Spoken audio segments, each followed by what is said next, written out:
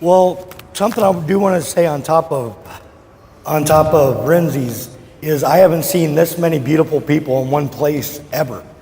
There are some really beautiful people here tonight. Back in the fall of '96, there was this girl that I was chasing. She went to an after-hours party, and I went to that party, and that night my life changed forever.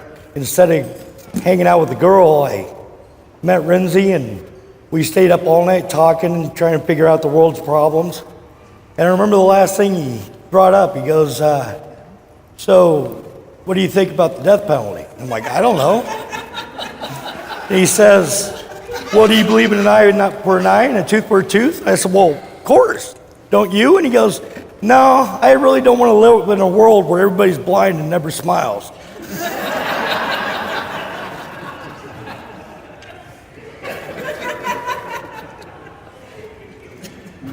You know, it was so hard to come up with what adventures to talk about this evening because there's been so many great ones. So I say to Renze, let's go to the dance club and, see if there's some ladies out. So I get all decked out. I'm like all dressed up, hair's looking good, I'm looking good, I'm feeling good. Renze shows up in slacks and a McDonald's manager's polo. I say, Renze, what kind of girl are you gonna get in that get up? He goes, well, Sharpie, you look like you'd be fun for a night, but me, they look at me and they say responsibility and hey, this guy got a job.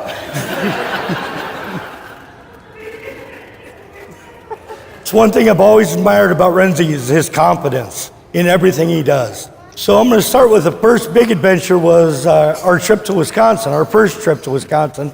So we get to Algoma, and we don't have any fakes on us, but we have our confidence, and instead of going to a bar, we went to this little pizza shop, and it has this little private booth, and we went beer for a while, but then all of a sudden my stomach turned, and I'm like, oh. So I head for the bathroom and puke my brains out, and I come back, and there's a full beer. So I'm like, hey, all right, here we go again. But every time I drank the beer, I got so sick. It's crazy. So I was like, I've had enough of it. I gotta lay down for a minute. So I leave Renze at the restaurant, and I walk over to my uncle's house that we were both supposed to stay at. And I pass out. I wake up early in the morning, and I look around for Renze. I forgot him at the restaurant. So he's sleeping outside in the car in Wisconsin in October, a little chilly. So I go out there and I'm like, man, I feel so bad leaving you out like this. He goes, Sharpie, me and the bartender went down to the beach and walked on the beach and watched the sun come out. It was awesome. That's the coolest thing about Renze. We can be in a coffee shop, we could be in a dance club, we could be in a fancy bar, we could be in a dive bar, and give him 10 minutes and he'll make a friend. So the next morning we go to get beer because, well, we're gonna start drinking in 7 hours. We better get the beer first thing in the morning. And I say to Renze, I'm like, hey, I don't know, man, this Wisconsin beer, I've never felt like this before. And he goes, oh, that? He goes, well, last night the bartender cut you off. And I was like, listen, man, we're on vacation. You can't cut him off. Just pour Old Duels in a frosty mug. He'll be fine. Nothing like your best friend trying to poison you. Renze's confidence. So we're just driving to rent a video, and we pull in to the parking lot, and this cop turns his cherries on. And I'm freaking out, but Renze's totally cool. He's, oh well. And the cop comes up, and he was really agitated. He's like, do you realize you almost took off my quarter panel back there? Renze goes, no, I didn't. Cop goes, yeah, you did. Renze goes, no, I didn't. And the cop goes, step out of the car. And he gets out of the car and he walks back to the cop car, and he comes back like 15 seconds later. He just gets in the car and drives off like nothing happened. I'm like, what the hell was all that about? Oh, I just told him I was Matthew Renze, and he said, well, you have a fine night. another Wisconsin trip. We all went up fishing, salmon fishing.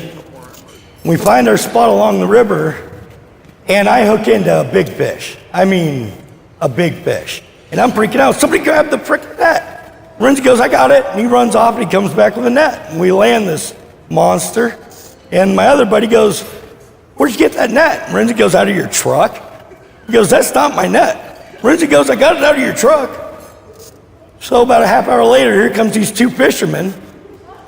And one of them goes, why'd you leave the truck open? I closed it. Renze goes, shit. And I'm like, yeah, you got in another guy's truck and stole his net. I want to talk about one of our last great discussions was, does the world need heroes? I was pro and Renze was con. But I knew something that Renze didn't. When one says hero, you get different images in your head. Everybody has a different image right now. Could have be a ball player or a fireman. But tonight I want to talk about one of my heroes, Mr. Matthew Renze. Every day he inspires, and every day he tries to change the world to be a little bit better place.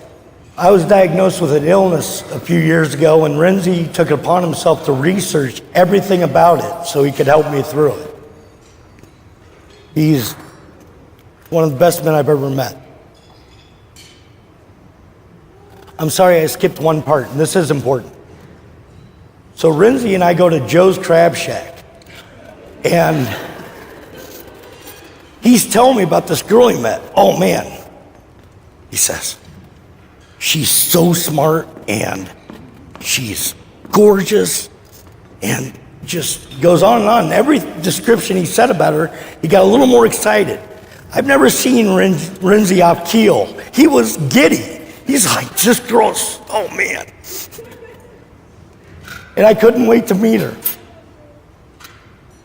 I knew she'd be beautiful, and I knew she'd be fun, and I knew she'd be funny.